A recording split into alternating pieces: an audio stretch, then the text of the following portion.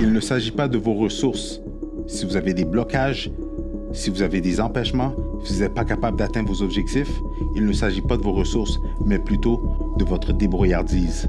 Bonjour tout le monde, bienvenue sur ma chaîne Immobilier 101 avec Christopher Salador, où je partage avec vous trucs, astuces et stratégies gagnantes en immobilier, en business et aussi mindset et sur comment faire du cash, de l'argent. Donc, si vous n'êtes pas déjà abonné à ma chaîne, considérez vous inscrire dès maintenant. Alors, abonnez-vous, cliquez le bouton j'aime pendant que vous y êtes et aussi partagez cette vidéo avec les gens que vous savez que ce contenu pourrait servir. Dans cette vidéo, je vais vous expliquer comment développer votre mindset, ouvrir votre esprit sur comment maximiser le potentiel que vous avez, maximiser les choses sur lesquelles que vous avez accès, maximiser votre situation pour vous permettre de passer au prochain niveau. Mais juste avant d'aller plus loin, si vous désirez vendre, acheter ou investir en immobilier, allez dans la description dans le bas de cette vidéo. Vous allez pouvoir cliquer sur un lien pour réserver une consultation gratuite et sans obligation avec moi, où est-ce que je vais pouvoir répondre à toutes vos questions. On va regarder votre situation et surtout, on va élaborer un plan d'action qui va vous permettre de soit vendre, acheter ou investir en immobilier ou de vous lancer en business ou même de faire du cash dans peu importe de la façon qui va être legit, qui va faire du sens pour vous. Mais, et je vous le dis d'avance, je vais créer une formation qui va être gratuite. Donc, le lien de cette formation-là va se retrouver dans la description de mes vidéos. Alors, restez à l'affût, vérifiez régulièrement mes descriptions. Et sans plus tarder, rentrons dans le vif du sujet dans un instant.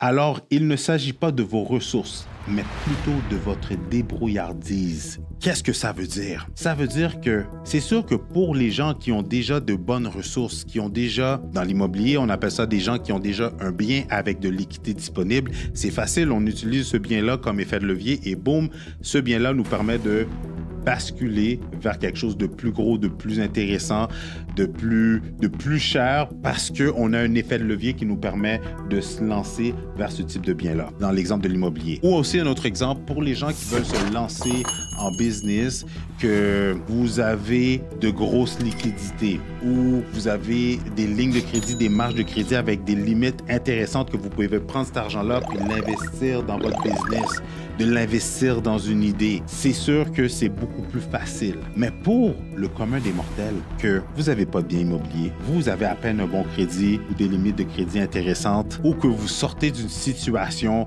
que vous devez vous refaire dans la vie, ben c'est sûr que vous n'avez pas de ressources. Et c'est facile de se dire, ben tu sais quoi, fudge, ben moi j'ai pas ci, moi j'ai pas ça, j'ai pas accès à ces biens-là, j'ai pas accès à cette liquidité-là, je viens pas d'une famille qui est fortunée, j'ai pas un parent pour me backer, j'ai pas des situations à mon avantage qui peuvent être un effet de levier puis me permettre de boom, de faire des acquisitions, de me lancer en business, etc. Tout ça, c'est de la bullshit. La réalité, justement, c'est ça qu'on appelle des ressources. Oui, certaines personnes ont des ressources, mais la réalité, votre succès, l'atteinte de vos objectifs ne dépend pas nécessairement de vos ressources. Ça va dépendre plutôt de votre débrouillardise, de votre créativité, de peu importe votre situation, comment vous pouvez rapidement passer à l'action. Si vous avez une idée, un concept, quelque chose qui vous trotte dans la tête, quelque chose que vous avez le goût de faire, on s'en fout que vous n'avez pas les finances, on s'en fout que vous n'avez pas le crédit, on s'en fout que vous n'avez pas une scène dans votre compte de banque. La réalité, comment vous pouvez vous creuser les méninges, maximiser votre potentiel pour tout simplement faire la première étape. Quel est le premier step vers la direction que je veux prendre? Quelle est la première étape vers l'objectif que je désire atteindre? Qu'est-ce que, selon ma situation, je peux passer à l'action dès maintenant qui va me rapprocher tranquillement vers mon objectif? La réalité, c'est que plus vous analysez, plus vous allez rester paralysé. Plus vous êtes en train de vous plaindre, de chialer sur votre situation, de dire « Oh my God, j'ai pas ci, j'ai pas ça », ben, il y a beaucoup moins de chances que les choses que vous désirez manifester ou créer ou réaliser vont se concrétiser. Versus, encore une fois, peu importe votre situation, peu importe que vous avez l'argent ou non, qu'est-ce que vous pouvez faire aujourd'hui? C'est quoi votre objectif? Est-ce que vous avez défini clairement qu'est-ce que vous voulez réaliser? Qu'est-ce que vous voulez faire? Quel objectif que vous aimeriez réaliser dans le court, moyen ou sur le long terme? Commencez donc par définir vos objectifs. Commencez donc par avoir une vision claire de qu'est-ce que vous voulez faire. Par la suite, une fois que vous avez ces deux choses-là, que c'est clair qu'est-ce que vous voulez réaliser, que c'est clair, bon, moi, je veux atteindre X montant d'argent dans ma business, je veux faire X nombre de ventes à tous les mois, moi, je veux m'acheter ci, je veux me procurer ça. Une fois que c'est clair, faites donc l'inventaire de votre situation. Puis, pas juste un inventaire de matériel ou d'argent, mais l'inventaire de vos connaissances, l'inventaire de vos habiletés, l'inventaire de qu'est-ce que je pourrais prendre action dès maintenant, l'inventaire des personnes que vous connaissez. Parce que comme le dicton le dit, des fois dans la vie, ce n'est pas qu'est-ce que tu connais, mais c'est qui tu connais.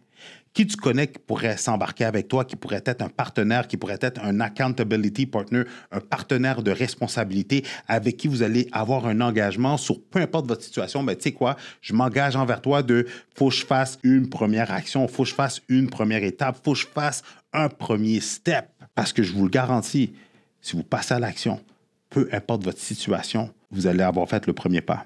Mais en faisant le premier pas, qu'est-ce qui va arriver par la suite? Ben, ça va être plus clair ce sur quoi vous allez devoir faire le deuxième pas, la deuxième action, le deuxième step. Regardez, dites-moi dans les commentaires, est-ce que ça fait du sens, qu'est-ce que je vous dis? Est-ce que de passer à l'action, est-ce que vous devez attendre que tout est parfait, le moment parfait, la bonne opportunité pour passer à l'action?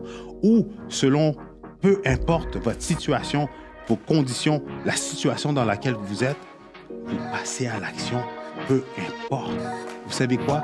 Combien vous le savez? On a tellement de films, de vidéos en ligne, vidéos sur YouTube, d'histoires d'entrepreneurs à succès qui ont commencé avec rien. S'ils ont pu commencer avec zéro dans leur compte de banque, avec des conditions qui étaient contre eux autres, qu'ils avaient, comme qu'ils disent en anglais, their back against the wall, qu'est-ce qui vous empêche de passer à l'action? Alors, comme que j'aime le dire si bien, il n'y a pas de limite à part les limites qu'on s'impose à nous-mêmes. Sur ce, passez une excellente journée tout le monde.